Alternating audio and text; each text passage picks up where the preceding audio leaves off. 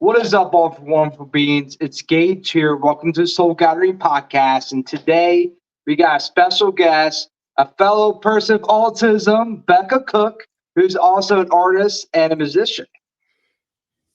Hey everybody, thank you for having me on, Gage. I'm excited to be on your podcast today. It's gonna Ah, we did try a little Zoom meeting and it didn't work out, but hopefully this one will be a lot better. So I'm excited to talk to you today about my experience and my yeah, life. okay, guys. I'm just going to be fair. I might have cursed out Zoom once or twice because I spent like 3 or 4 hours editing. It's like, oh, actually, man, I can't hear nothing. It's like, okay, that's cool. Ah, one of those technology things that happens. That's why I don't Um, put Zoom no more because it's like, I don't know, they always have a problem with it. yeah, Zoom, it seems to be like problematic every time I've been on Zoom for something. Um, it's always seemed to kind of mess up or cut us short or whatever it was.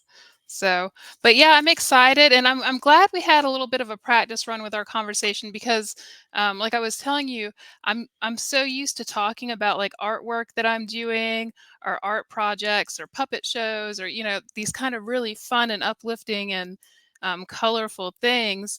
And this is talking about my life though.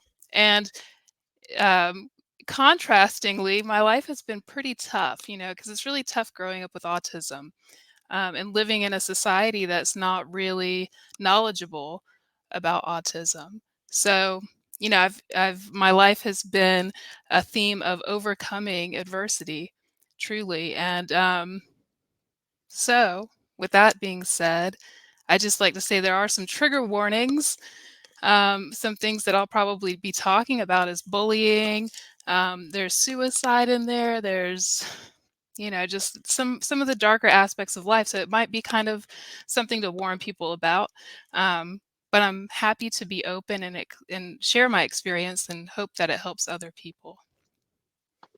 I'm really happy you're going to share because your story is very inspiring and you had to push through a lot, and there's moments where I'm sure you're like, man, is this even worth going through? But going through all that makes you stronger. And definitely don't recommend getting bullied on purpose or anything like that. But going through those things make you stronger. And it's a way for us to help others to like, hey guys, this is not the way it's supposed to go. There's different paths you can go and you can do whatever you want. You don't have to listen to what everyone else tells you to do. Right. There is, I mean, there's no set way to do things. You can do things all different ways.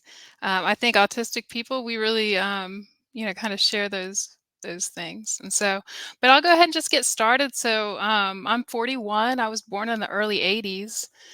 They didn't really know much about autism when I was, a little baby, and they definitely were not diagnosing, female or assigned female at birth children.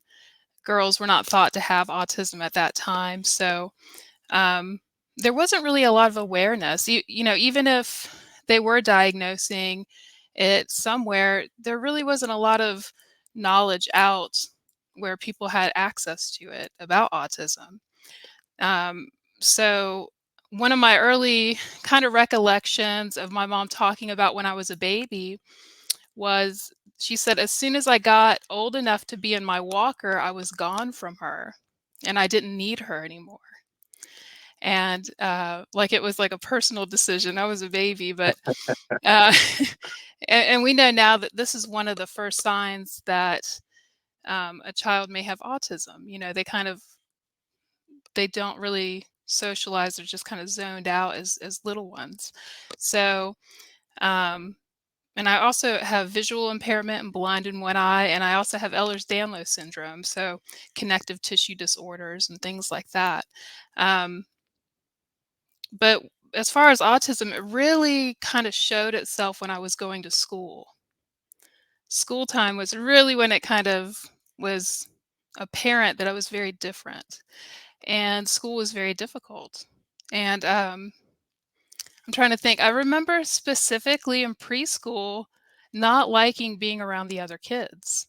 Like I have a visual memory of hiding, like trying to stay away from other kids. And I was a wanderer and I was a hider, which are two things that are just terrifying, to adults that are trying to take care of you. So even in kindergarten, I remember wandering around the school and it looked empty because all the kids and teachers were in the classroom, but I was just exploring, and I didn't really know what I was doing. And an older kid found me and took me to the classroom. And so this was something that would happen a lot. I would just kind of like wander off. I was just always in my own world. And shortly after this, I got kicked out of that school and I had to go to another one. And I had to go to another one. And the next school I went to was more for children to wander around. The way that this classroom was set up was there was different stations. You didn't have to sit in a desk all day. You could kind of wander around. So I remember, liking that. But a lot of my early experiences were just not really connecting with my peers. That was always a very difficult thing. And even now that's difficult for me. Socially, I'm kind of a loner and, have always been that way. Um, but there was a lot of bullying, that happened. And even with my parents and family, they would kind of bully me a little bit. And I think everybody just wanted me to conform into a way that they thought was safe or they thought was okay, and I didn't know how to do it. I know we spoke about this yesterday, but there's a book called Amelia Bedelia that, I used to read in school, and I really connected to this character. And this is an elementary school book, and Amelia Bedelia is the character. It's written by Peggy and Henry. I'm trying to remember the last name. Did I write it down? Um, yeah, Peggy and Henry Parrish are the authors and illustrators of these books. But Amelia Bedelia is a character who is a maid who works for a wealthy family. And she would do things that they would give her a list of chores and she would do them. So they would tell her to dust the furniture. And so she would pour dust on all of the furniture, making fun. And they would say, draw the blinds, to close. And so she would sit down and draw a picture of the blinds. And this was, kind of the theme where they would give her these instructions to do. And she would and I was like, I am Amelia Bedelia. That is me, like that's how I felt because I would just always mess stuff up. I'd be wandering around the school and all of a sudden I have to go to a different school. I have memories of being in a principal's office and hearing the adults talking in the hallway about me, not really knowing what to do with me or where to put me. Um, and even to this day, I have this where my levels of achievement or knowledge would be very uneven. I could understand really complex spatial math maybe, but I couldn't memorize my multiplication tables. Um, Even today, to this day, I have to look up my zip code every day to remember what it is so I can write it because for work I have to write my address all the time. And so like some things that were very easy for people would be very difficult for me, but then some things that were very complex for people would be easier, maybe easy for me. So Yeah. it really confused people. It confused my teachers because they didn't know if I was gifted or if I needed to go to the special education class. And they really just didn't know what to do with me. So I kind of bounced around and we moved a lot. So I changed schools a lot. Um, so I would kind of get away with getting by and kind of pretending to, I remember specifically pretending to be like the other kids. Um, and just trying to make it, and the other kids were really mean, and even some of the teachers were mean too. Yeah. um just because I was different, so I was just labeled the other, the outsider. um but yeah, sensory issues I really struggled with in school. Sitting still, I remember feeling like I would have to sit on my hands. or like clench my hands behind my knees and just like squeeze them just because and all of my energy and thought process was going to holding my body still. So I really couldn't focus on what was happening outside of that. Um, so I didn't do very well. Later on, I did well in school in some areas, but socially, I always just struggled. And I mean, I still struggle socially. Let's be honest. I, I play with puppets and dolls all day, so I can socialize with them a little bit better. But yeah, I think it just instilled a lot of fear in my family. My family was very or is very conservative, so they have this kind of perfection mindset.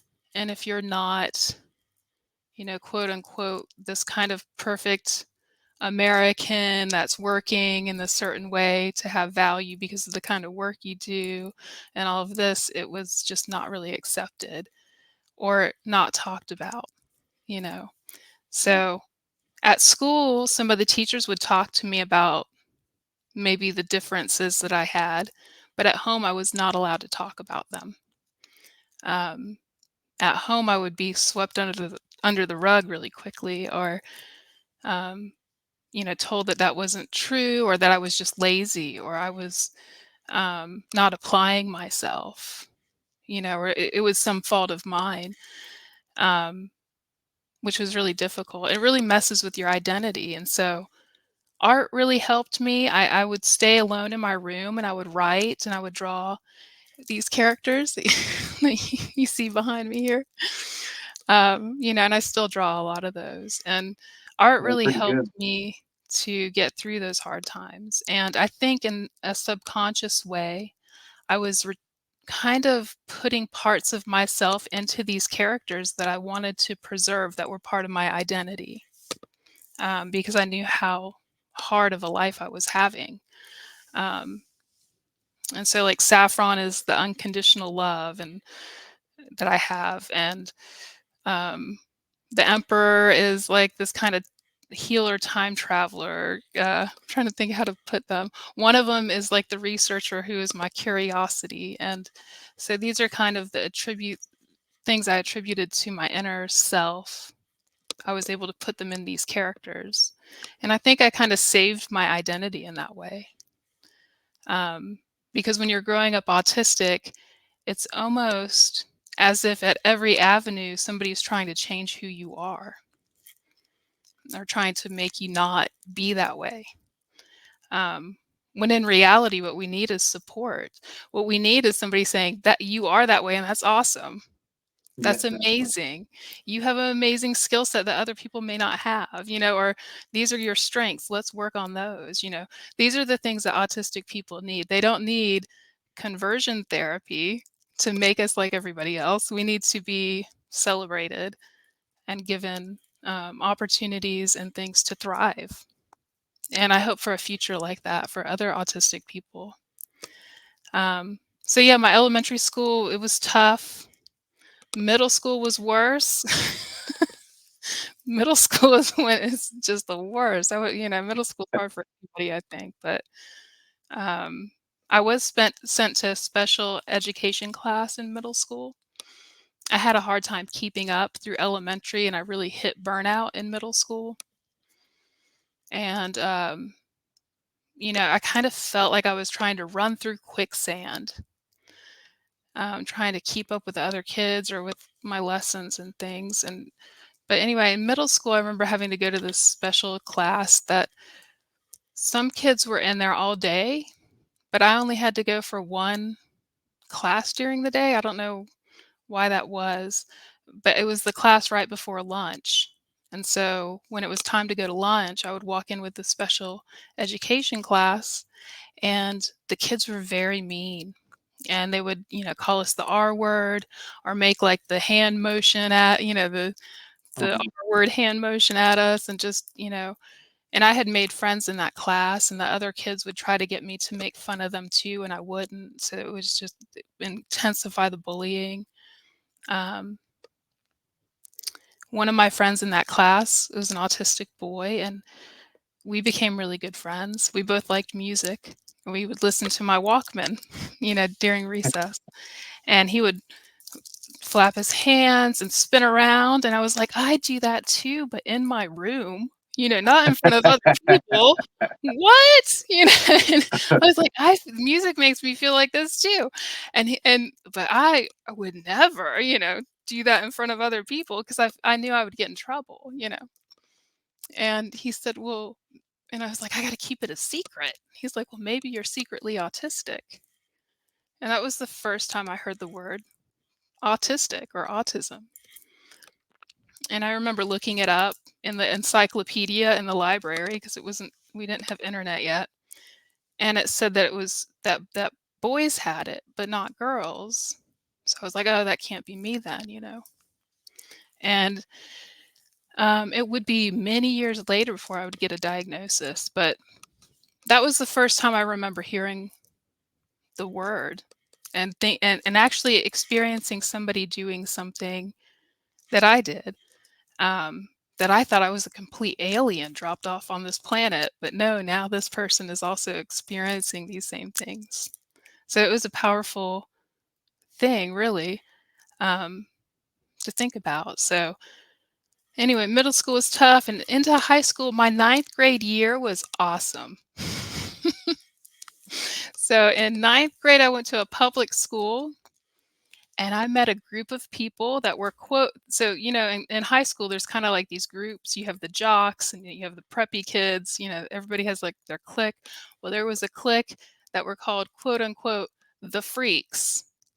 That was what our group was called. Everybody called us the freaks. And this was in the 90s, and grunge and goth. And so a lot of the kids in the group were goth or grunge or LGBTQ. Um, and a lot of us had really difficult and kind of abusive home lives. And we all really stuck together. And this is the first time I really felt a sense of community and belonging in my life. Like I never felt that before in my life. And so I was able to really open up and I started to, um, experiment with my hair and my clothes. And I really was able to kind of be myself around these people, all the weirdness and everything, all the eccentricities, and they accepted me and they loved me for it. And it was the first time I had had that experience. Um, but a lot of these kids were counterculture. My family was not. My family was very conservative, so they were afraid I was going down the wrong path. you know, and this was the time of like satanic panic. There was a lot of this kind of ideas going around where kids were really bad. You had to like discipline your kids. It Oh was yeah. just like kind of in that era was really heavily that. And so my parents pulled me out of that school and put me in a evangelical Christian school. And it just crushed my entire world. It crushed my life. It crushed me as a person because now I'm back in a very small school where I'm being bullied again, and not just by the kids, by the teachers. So I was interested in tarot cards. I was interested in some occult things and spiritual things that weren't necessarily this kind of, were a little different. And I got called into the office at school with my parents there, and they asked me if I was a witch. And this is in the 1990s. This is not like the 1700s, this is like not very long ago. And I just remember thinking, and in that moment, I think I finally had the realization that grown-ups don't know everything, because I was just thinking like, well, what if I said I was the Easter bunny? Would they believe me? Or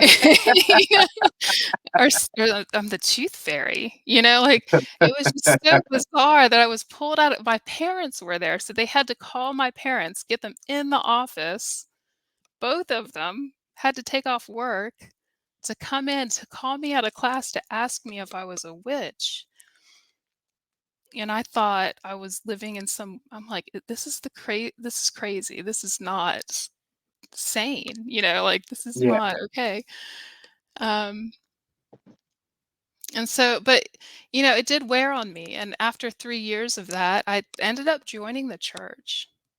I remember them praying over me, trying to pray the demons out, and the demons were autism. Ah, jeez. And I know it was, and looking back, it was just a horrible abuse, but, after being through a life of just complete adversity and having just to fight all the time, I think I just got worn down, and I was like, "Maybe there is something wrong with me. Obviously, there's something wrong with me. I can't seem to get, do things right. I'm always the sand in the oyster. I'm irritating I'm just like irritating everything." And so I did. I joined the church and got married at 18 and really young. And um, anyway, I kind of did that for a while, and it was really kind of a spiritual abuse in a way. Um, and about maybe 5 years after I got married, I had my daughter, Piper, who is just amazing. Just what a bright, shining thing to happen, and in the midst of all of this, I had my daughter, Piper, and who I'm so proud of. She's in college, and I'm just super proud and just think she's wonderful. She's such a good person. And I'm very proud of her. But, being an autistic person, so this is the time when I had Piper. And my life I ended up leaving the church. I ended up getting a divorce. And I ended up really focusing my life on raising Piper and making sure she had opportunities that I didn't. So if she said that she liked something, I would sign her up for a class immediately. She was like, Yeah. you know, anything she wanted to try, we tried it. And if she's tried it and she didn't like it, I was like, that's cool. That's okay. You cannot like things. That's awesome. I did make her stay in band in school, which I kind of regret now, but she was so talented. My family has just a musical talent in it. But yeah, I just, did my best to be the best mother I could with autism, which can be a difficult thing because there's a lot of sensory issues. Um, but luckily we made it. I did the best I could and all, and but I would have episodes of burnout every few years because I was just trying to do all of the stuff that I could do, and I'm disabled in some ways, and so it's like kind of like it piles up. Like I need to rest, but I'm not because I have to do the thing, and that's one. And then you do it again, and that's another, and that's another, and that's another, and then like 8 years later, I lose myself. I'm just in bed, not able to function. Um, It looks like depression, but I also lose my abilities to do things. Skills that were easy for me before, I had no understanding of how to do them. And that's a really hard thing to express to people, because it's not a experience everybody has. It's kind of like having to relearn to do something again, starting small and building up again.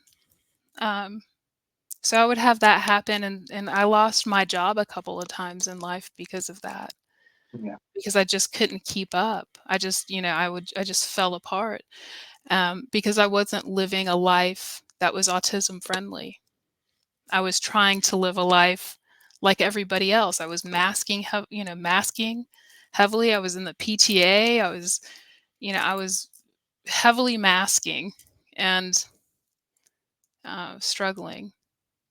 So I remembered in ninth grade how great that was, having these people, this community. So I decided I was going to do that again. And I found the burlesque community. I found the arts community, performing arts. I became a burlesque performer on the weekends. I would go to my regular job during the week. And then I would find the goth kids that had grown up. Now this is kind of the thing. And so I found my community of quote unquote the freaks again, the artists Yeah. um, really helped. I did get in another marriage that was not good. It was kind of abusive, which I think happens to autistic people because there's a naiveness about us. Yeah. There's kind of like an open, full heart loving that we have about, and we can be kind of misled in relationships sometimes. And so I did go through that, a couple of times, but we all learn, we continue on our life. Um, but yeah, the burnout cycles kept Very happening, real. and they're just very debilitating and last a long time sometimes. Um, so later on, I kind of changed from burlesque more into different types of art that I wanted to do: painting, um, sound art, different things. Um, I found a partner that we did really well together for a while, and um, but it always ended up being, in my romantic partnerships, I always struggled because they had difficulty letting me be how I was without trying to interfere. Yeah. Um, I always say the way I do things is going to be the longest, most tedious from the bottom up. I want to know the base of something, and I work my, I do things a little backwards than other people. Some people can just start doing the thing, but I have to know how it works. I need to know what the, all of Yeah. these. I kind of work the opposite direction. And it can be very frustrating for people to watch because they're like, why don't you just do it this way? This is, well, no, because I have to know how the in and outs of all of the things work for me to do it. I don't know. It definitely impacts partnerships because I don't do things like everybody else, and it tends to bother people. So Yeah. I don't know. There's nothing I could do about it. So anyway, I ended up working at an escape room. Have you ever been to an escape room? I've been looking at going to one because they just look so much fun. I think it's a There good brain practice too. it is. It's definitely puzzle work. So it's fun making. I always liked making the puzzles. But yeah, it's a team. So an escape room is essentially a group of people go into a room and they have to solve multiple puzzles trying to escape, is the goal, trying to get out of the room. And so I worked there, and the owners kind of just let me do whatever I wanted to do. We had a building, and we were open, and we were really busy on the weekends, but not so much on other days. And I said, "Hey, can I have an art show in here?" They're like, "Yeah, you do whatever you want." And so, boy, did I do whatever I wanted.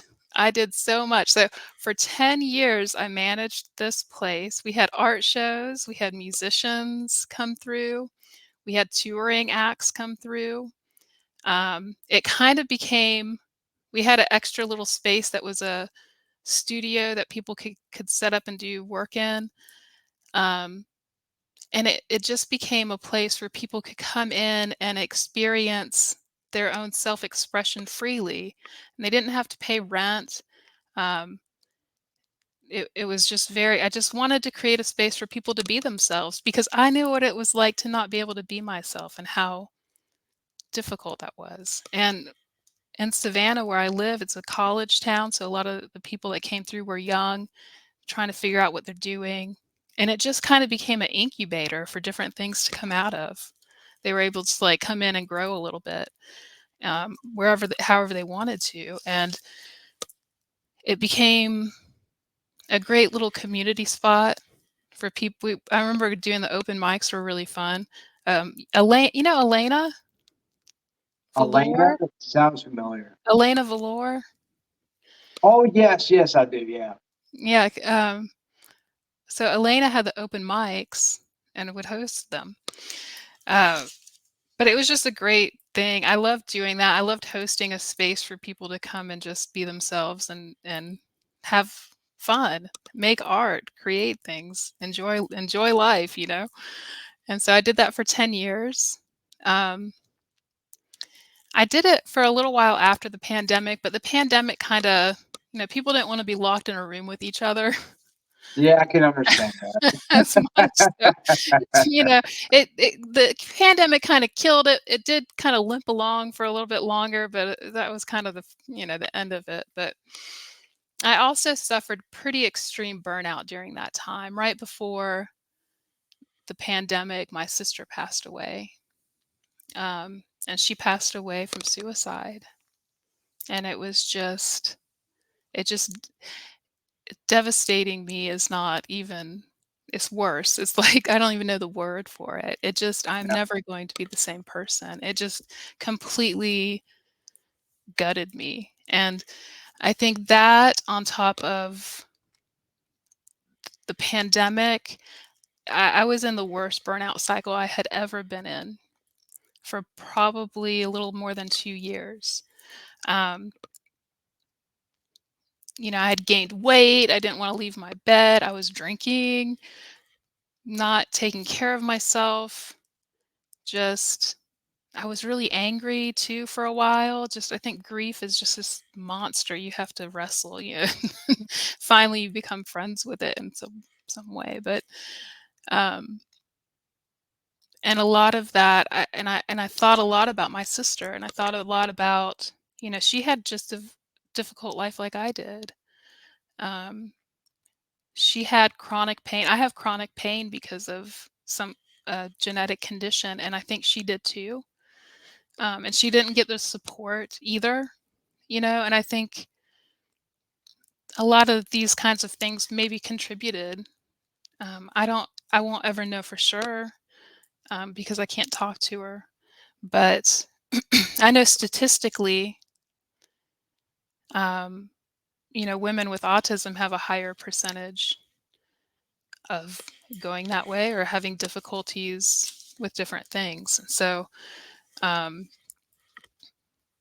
yeah. So anyway, it was just I just had to restart again. I had to like restart my life because once you get through burnout, you really have to restart your life over again. And so I did that, and I didn't have a job anymore because Escape closed. My daughter is going to college and living with her dad, so I didn't really have that responsibility. My partnership, we're still friends, but we've been, we struggled. It's not easy being in a partnership with an autistic person that's in burnout for several years, So a lot of that was a contributing factor too, because I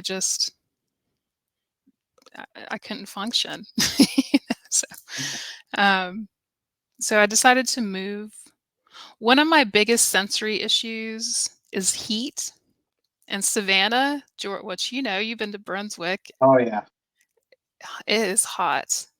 It is hot, like insane most of the year. And um, I really struggled with that because my body doesn't regulate temperature very well.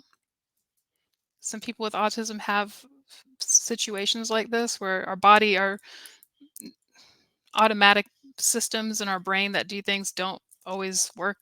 We have faulty little things that Yeah. happen. One of mine is my internal thermostat is broken, so um, I really suffered with heat, and so um, I looked around. I was thinking about maybe where I wanted to go, and anyway, I ended up in the mountains in Asheville, near Asheville, which is beautiful. It looks like a postcard. I get to take care of goats, which I love animals. So I've been doing that, and I did a painting series, and I started my own business, which I had done before. I decided I don't want to work for other people anymore. It leads to burnout. And so I've had a business before selling vintage things that I find. And so I kind of expanded that business. So that's what I'm doing right now. And creating just an autistic friendly life, um, having my solitude and not feeling ashamed about it. It's okay. I'm not a fan of being around a bunch of people, and that really bothers people. It seems like that bothers people more than anything. Yeah, They're like, I feel the exact same way because I can sometimes isolate myself a little bit. Like, hey man, I haven't seen you in a couple hours. I'm like, yeah, man, I'm just doing my own thing. yeah, like I am fine in a world of my own. Trust me. I am just happy as can be.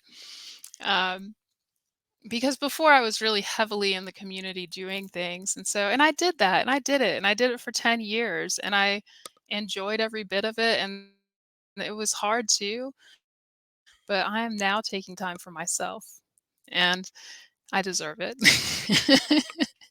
And, I deserve being a hermit for a while, so I'm kinda enjoying that. Um, and I also do get online a lot, and one of the ways that I work as an advocate for autism awareness is I talk to women who are diagnosed later in life because it's kind of a trend and uptick happening right now. I actually got diagnosed s- kind of diagnosed in my late 20s. They were like, "You have autism, but I can't legally diagnose you because of the criteria. You don't meet the age limit, but you're definitely autistic, we just can't do it." And there's not like there's any medication you could take. I mean, when you're autistic, you are a different like it's a different It's way of just different, being. it's a It different has lifestyle. nothing it's not something to medicate at all. It's just you have a different you're absorbing so much more information. Um, it's That's why just I that wouldn't really want to medicate it. no. Autism, it can be very, it's not easy, but that's where the gifts come through. It's working through it and kind of train yourself because we're trained to, okay, you got to learn math, this, that. But it's like, hey, man, I'm not really good at that at all. Like, we should focus more on our strengths because that's where it's going to really come in. Right. I want to read something talking about this. I actually got this book at the library. Yes, I love the library. It's my favorite place. And it's funny because I'm dyslexic. Okay. So it takes me a little longer to read a book. I still love reading though. But I have my little tricks that I do. I realized that I joined a book group, like a book club during the pandemic. And I realized like I'm not as fast as everybody else at this, but it's okay. But I read this, and this reminded me of this. This says autism is not an illness; it's a different way of being human. Children with autism are not sick; they are progressing through developmental stages as we all do. To help them, we don't need to change them. We don't need to fix them. We need to work on understanding them, and then change what we do. In other words, the best way to help a person with autism change for the better is to change ourselves, our attitudes, our behavior, and the type of support that we provide. And I really think that is an important thing to think about, because I think when I was a kid, everybody was trying to fix me. And it ended up giving me like horrible identity crisis through my 20s. I didn't really know who I was till I was in my 30s. Maybe a peak of that in the ninth grade with the freaks. It's just something that unmasking is a constant healing process that I do. I have to do it all the time. Oh, I was about to ask you about that because we talked about it yesterday, but yeah, I'm masking. It's not like, oh, I'm good, man. Like I can be fully myself without any repercussions. It's like, man, it's like a process because you've done it for so long that it's hard to kind of break through that habit. It is. Well, it's subconscious. It's like it's like my friend that was flapping his hands and going in circles, and it made me fear for him. I was really fearing for him because he was so unmasked, and I'm like, what are And that was when I was a kid. So, there's so much programming that happens to us, and um, little by little, I continue to unmask, and this that we're doing right now is unmasking. I'm talking openly about my experience. Um, I did learn how to stem in socially acceptable ways, so crocheting and knitting and, repetitive things like that, what I could do with my hands that other people wouldn't judge me for. So, I kind of implemented those when I was younger too. And um, I do get like really obsessed about that. I definitely have like obsessive compulsive tendencies. Um, Anybody that's ever been to my house will know this, like, there's art there's, like, just like, I'll sit down and say, "I'm gonna do a painting this weekend," and then by Sunday, I've done, like, 98 of them. while also studying some deep rabbit hole of some kind of weird genre of painting or whatever, like, it's just, I get into this kind of wormhole state where I'm just on a research bender, um, and so that can seem, especially with people that have lived with me, they're like, "That is just" so unmasking in that way around roommates and partners, was maybe one of my first steps, um but yeah, it's kinda like healing. It's not like you get an epiphany one day and everything's okay. Yeah. It's a state of continual, um, action. I wake up and I'm like, I'm taking the steps, I'm taking the actions to heal, the trauma of growing up being very different, being autistic. My artwork really helps with that process. Community is important as well. Um, but yeah, Yeah. it'll probably be the rest of my life I'll be working on that. It's every day, it's not just like, oh, it's all good, but I feel like that's the beauty of the journey, it's every day. And that's how we can grow as people. It's learn how to unmask and show others like, hey, it's okay to be yourselves, Even if even if people judge you, like don't let it get to you because being yourself, that's the most important, and Yeah. honestly, people that judge are not getting love. And it's a Right. reflection of themselves, which is what I've learned. Like usually when people are attacking you for something, it's usually something about themselves. So Yeah. it's about being yourself and giving yourself love, because no one can love you more than yourself. You kinda have to grow in a way, a type of, I guess it is kind of like an indifference too. Um, a lot of times when people like, I still struggle with my relationships within my family, like, my mother won't talk to me, you know? Um, because I'm very wide open about who I am and all the flaws and all the things, and there's a lot of trauma in my family before me even with autism. Autism runs in my family, I believe that. I'm the first person to probably get a diagnosis of any kind, but there's a lot of trauma associated with experiences that other women have had in my family and other people that have had in my family. Um, so I kind of understand when I get bullied or get some kind of, negativity from them. I understand that it's coming from a place of fear. I understand they're not really wanting to hurt me. They are hurting me, but they're hurting me because of some kind of deeper Yeah. wounding or fear, something that's going on with them. Um, and so I kind of have that helps me to navigate through when I do get, when I was a kid and I got bullied, I would take it really to heart.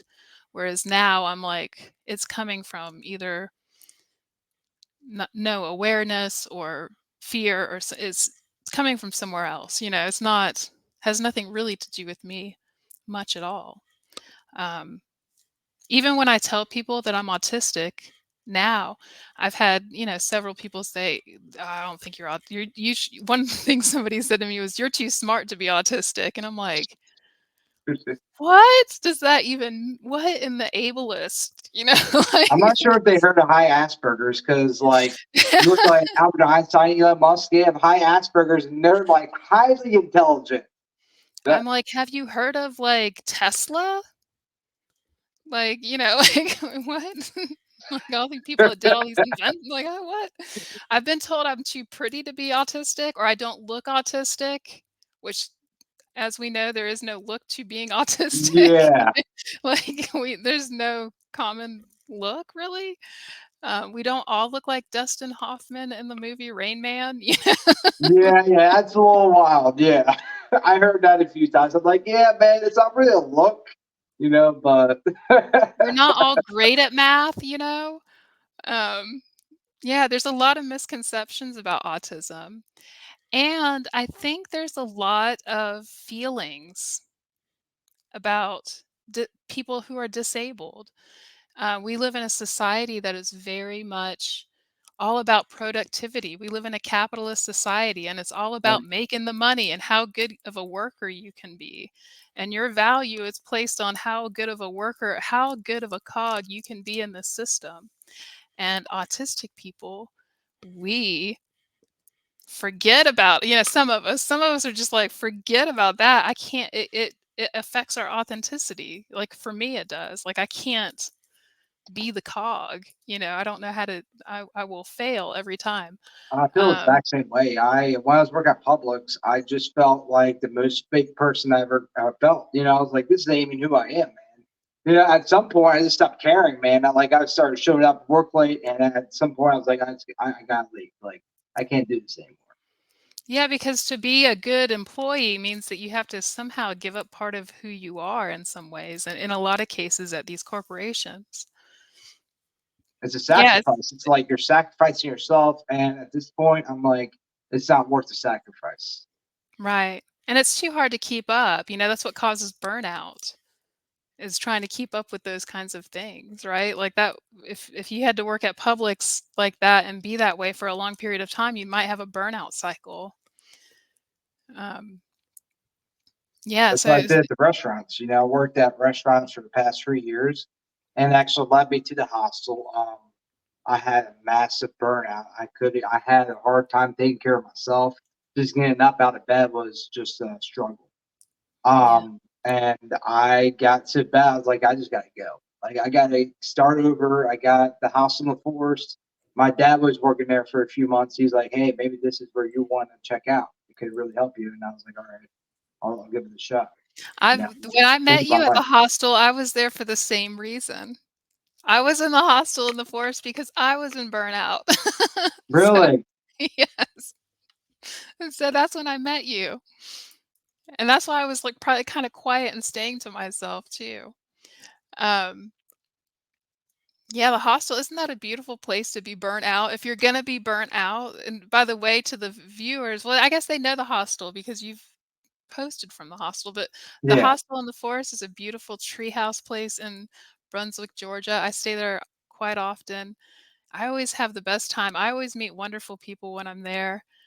Um, you met me, there was a festival going on, and I had my plant band where I was Oh, playing yeah. music with my plants, and other people were doing so many different amazing things. Yeah, it's a Yeah, I'm great actually place. heading there in 2 weeks. So now I'm turning 24 in like 2 weeks. So I'm like, okay, I'm going there for my birthday weekend. It's actually I'm going with a couple of friends, and they're Taurus too. So they're like rain in May. We're like, hey, let's just go to the hostel and do like a Taurus birthday. Yeah. Nice. Well, happy birthday. I hope it's great. Well, I know it's great. The hostel is always great. It's just a beautiful place. Um, do you have a favorite tree house? My favorite tree house. I've only stayed at one, which was the Peacock, because I was in Staff Village for a long time. But probably Peacock right now because that is just I love that treehouse. I've not been in that one. I haven't. I like the Screen Hut, which is the one, and it's kind of remote. It's the one that's the most like living outside because it's just basically a platform with a screen around it. There's really no walls. Yeah, I remember that one. Yeah, it's pretty wide open. Yeah, so it's like the most like sleeping just outside that you can get, and that's really my favorite one. I'll stay in that one if it's not raining. But and that's my favorite one. There's no electricity though, so you got to really rough it out there. Oh yeah, that's straight up like camping. It's a Or little glamping, but yeah, it's fun. I love it there.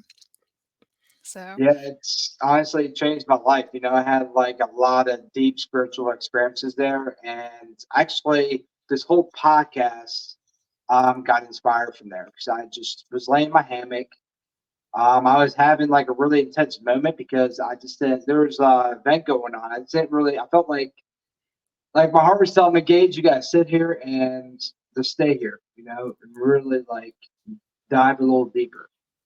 And yeah. I just had this vision of a business helping people with autism and bringing people together. And then I just started crying. I was like, this is the vision I want, the future I want to help others, you know, because that's my main goal. Oh, I wish you all the luck in that. That is so important.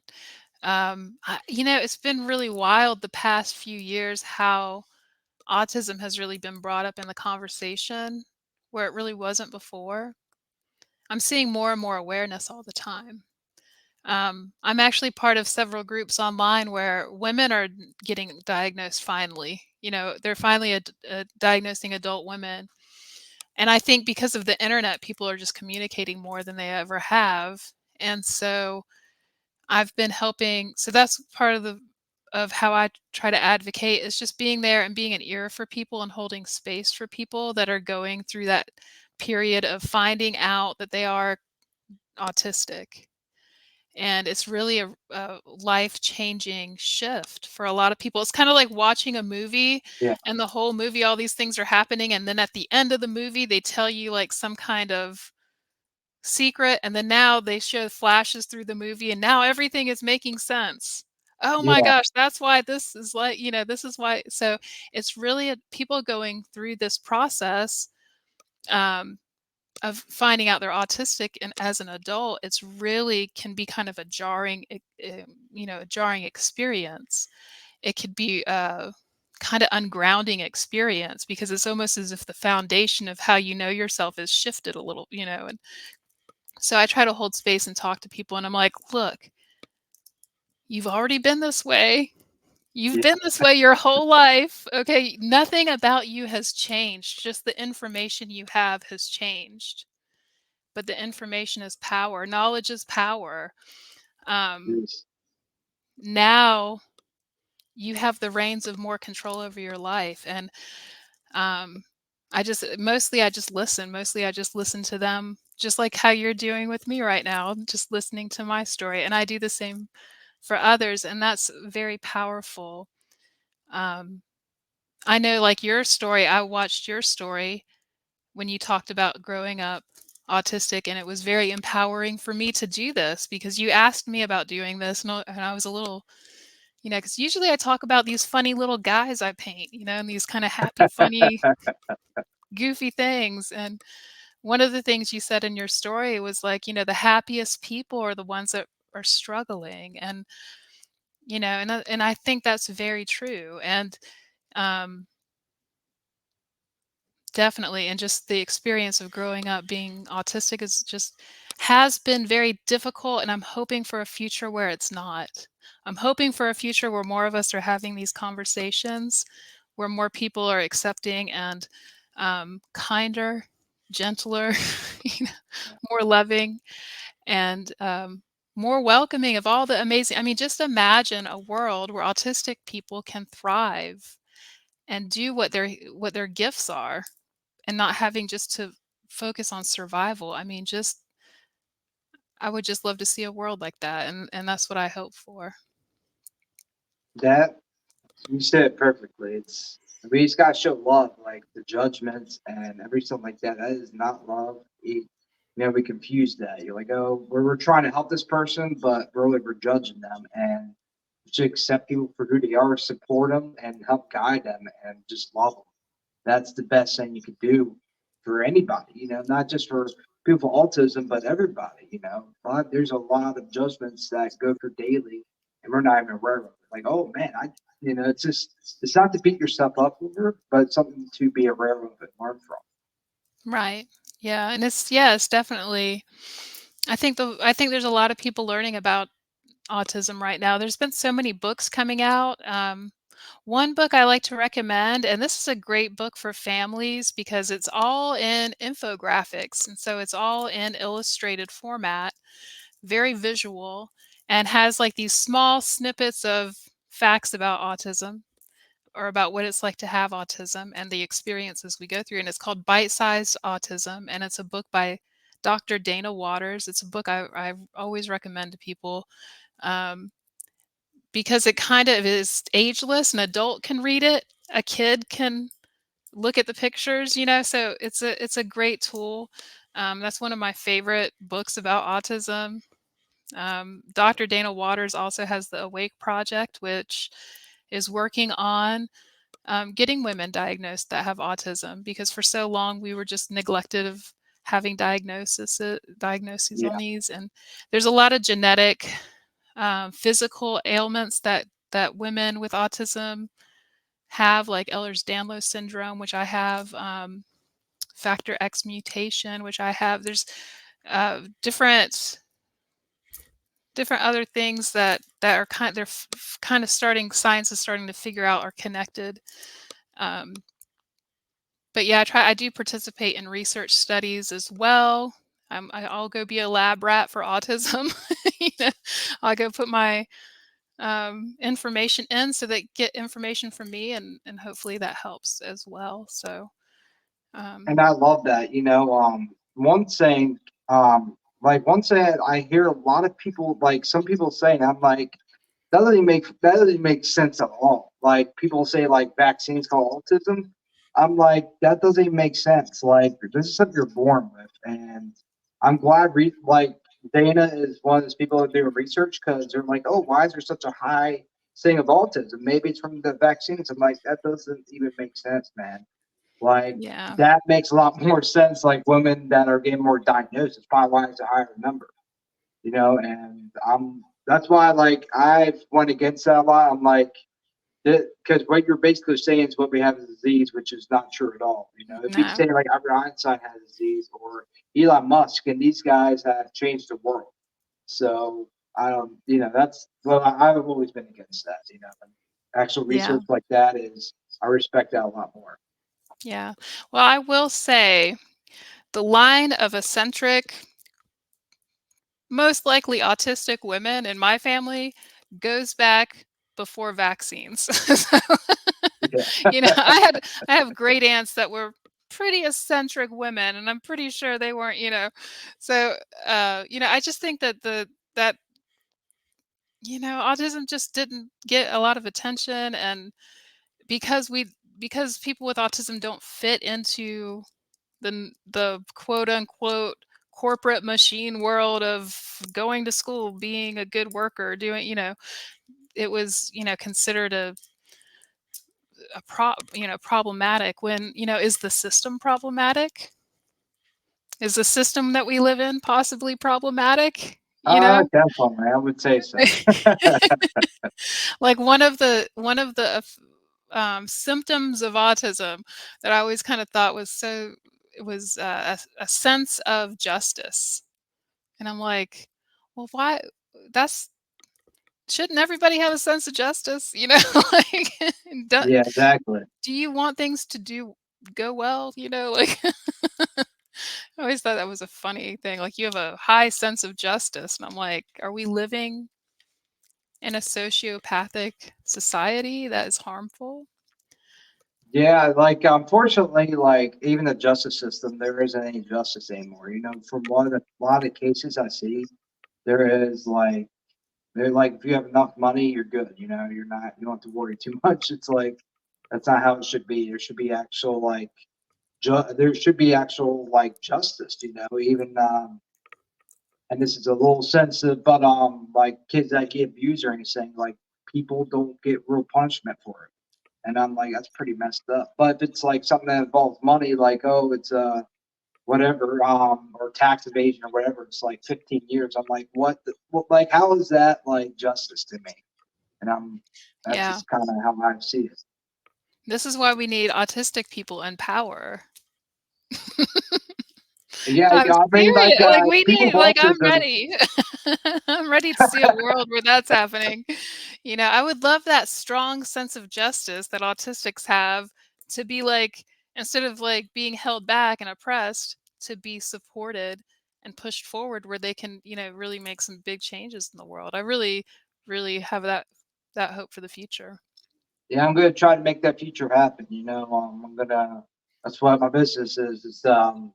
My vision for that is like to help like adults get like housing, things like that, and get classes to help them Right. get trained in how to use their gifts in ways that schools usually don't, and to give them more opportunities and to support them.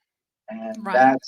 that's what through this podcast, that's why I'm really working hard on this because once this gets popular enough, I'm going to transition into a business. Well, good. I'm excited for you. And if you need help, if I can help in any way ever, just let me know. I really Um, appreciate that. I totally believe in that. And yeah, there's a lot of struggles that autistic people and you say housing. Housing is definitely one. There's a lot of homelessness within the autistic community. There's a lot of things that are kind of always just out of reach. Just you know. So I really I'm glad that we had this conversation. I was really scared. I was a little nervous about talking about my story so openly, but Yeah, um, I appreciate you giving me the platform to do it because it's another step in my healing process as well to be able to share that about myself. So I thank you for appreciate it. sharing. I know it's not easy. I had second thoughts on making the video I did, um, but I knew it had to happen. If I wanted to do what I wanted to do, then I had to share it. Yeah, I appreciate it. But yeah, but that's my story. And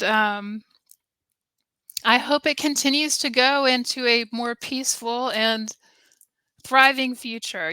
Childhood was hard, teenager was hard, 20s was hard, 30s it started getting a little easier, and it's continuing to get a little easier as I grow and expand and heal and do the work. Um, and that's what I do every day. That's what it's about, and I really believe that it's getting better. I see a lot of autistic people like rising up as great leaders, and I see a lot of changes happening, a lot more acceptance and awareness coming through.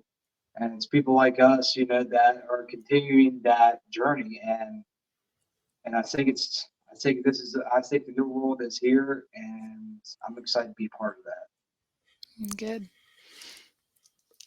Did you have any message for women out there that are again diagnosed and are looking for like advice on what path they should take? Or Sure. So one thing I will say is there's so many resources online.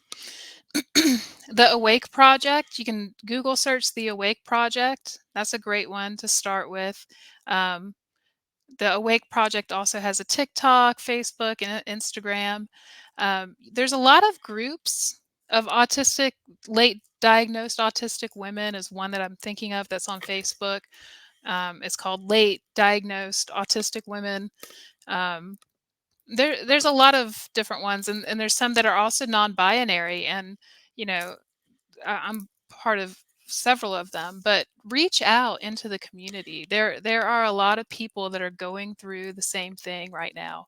There's been a high increase of women getting there's like waiting lists to get in to even get tested because it's just become it's outnumbering the number of people that can diagnose. And it's hard to get diagnosed. And so if you're a person that has self-diagnosed, that's also a valid thing. And I like to always say that because insurance is not available to everybody. Sometimes it can cost a base of about $6,000 to get tested. And that's just getting tested. That's not, there's a lot of doctors that don't believe women. There's a lot of problems with believing women also and their experiences in the medical profession. Um, so there's a lot of different things. So self-diagnosis is valid. Um, and I always say reach out because there are people who are willing to talk to you or to listen. There are resources. Reddit has some things, Facebook. Um, yeah, but I guide people to the Awake Project because you can usually spin off of that into one of the different groups and find some information. Um, yeah, for sure. So that's or reach out to me. My name's Becca Cook. You can type in Becca Cook on Facebook. It's me holding a weird doll with this crazy hat on. You know, I would be happy to talk or to listen about with your experiences, and that goes to anybody really. Um, my focus has just been on women recently, just because but it really gender is not really. Um, You can also do non-binary, whatever. Gender is a construct that we all have to live with. Yeah. But yeah, for sure. Reach out. There are people out there that are willing to talk, and you'll get through it, you know. And once you kind of realize that you're autistic or maybe think that you are and you start learning things, you kind of learn more about yourself and how you work and how your brain works, how your body works, and um, maybe why you said that really weird thing at dinner on Thanksgiving in 2002 and everybody looked at you really weird. Some of these things will start making sense, you know. Uh, but it's okay. It's okay. And um, I don't know. Autistic people are my favorite. Really, just beautiful and authentic and just themselves and in all ways. And I just find that very empowering. A very empowering way to be. So A lot of them are very kind, open-hearted, and I never ran into an autistic person I didn't get along with. They're all beautiful people, and like you guys, like reaching out. Like once I got part of autism groups, that's when things really changed, and I was able to connect with so many people. It was incredible. So reach out. There's many autism groups you can join on Facebook, Instagram, even Twitter. I found some communities on there too.